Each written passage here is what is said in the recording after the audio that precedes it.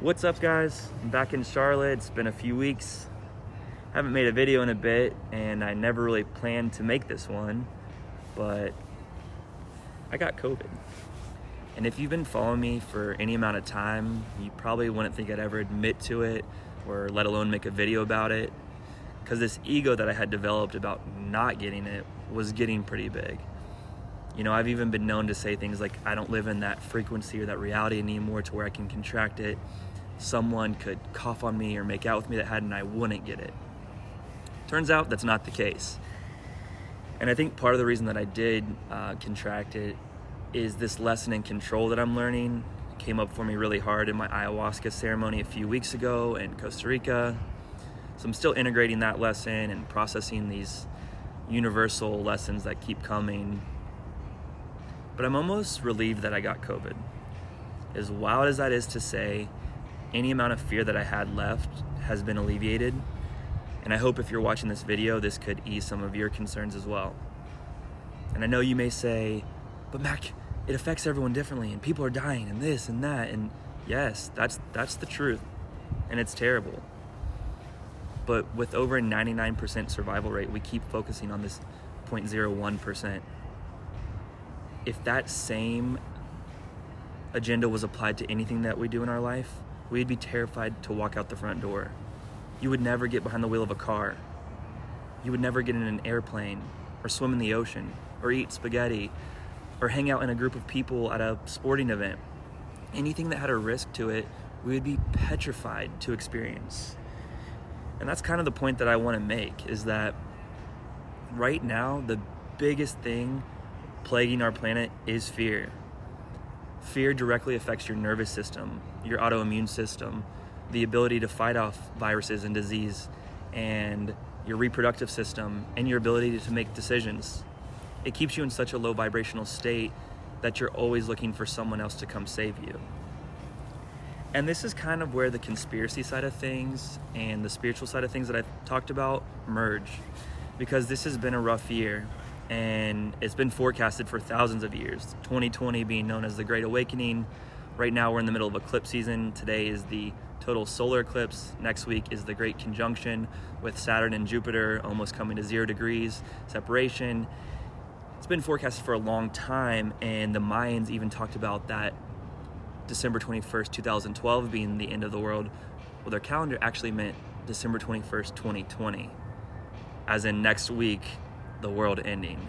And I don't mean that in an apocalyptic type of way, but in a way that the old world that we were living in isn't continuing on. We're moving into this age of Aquarius, which is all about like love and unity and technological advancements and humanity coming together in truth.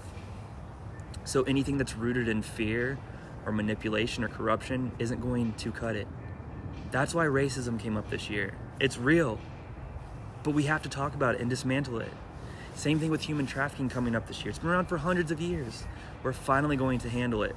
Same thing with corruption in our government and the pharmaceutical systems. This imbalance in the 9-to-5 corporate work life. The school system, the financial system, everything that's been shaken up this year in such a turbulent way is because it's gotta be recreated for this new age, this new earth that we're walking into. And you might ask, well, Mac, what does that have to do with you having COVID? It's because so much light is being poured into the planet right now that these fear-based things have to almost purge themselves. Like an ayahuasca journey, like if it's not serving you, we gotta get rid of it. And not to scare you or like say that you should be further along, but if you haven't started to question some of these narratives yet, and how things like you not being able to spend Thanksgiving with your family, but Black Friday sales going on the next day, or these governors shutting down small businesses and telling you how to live your life, but they're out vacationing in Mexico or eating dinner at Nobu. You got to start questioning things, because if you haven't yet, your life may seem a bit more turbulent here soon.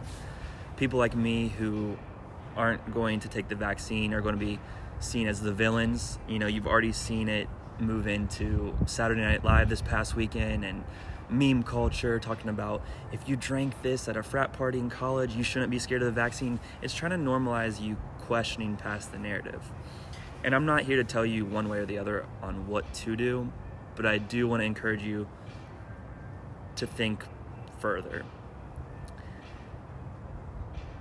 It's going to get wild and it's going to get rocky, but it's an opportunity for you to remember your truth and wake up and see how powerful you really are without needing anyone else.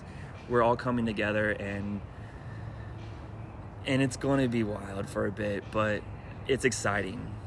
I know this is more esoteric and it might not land with you, but you are an eternal spiritual being having a temporary human existence. You chose to be alive and incarnate in the year 2020. You came to face all these lessons. We're moving into exciting times. I don't really know how else to say it to you. I'd love to talk more. DM me, comment, whatever. I love you more than you know, and we'll talk so soon. Cheers.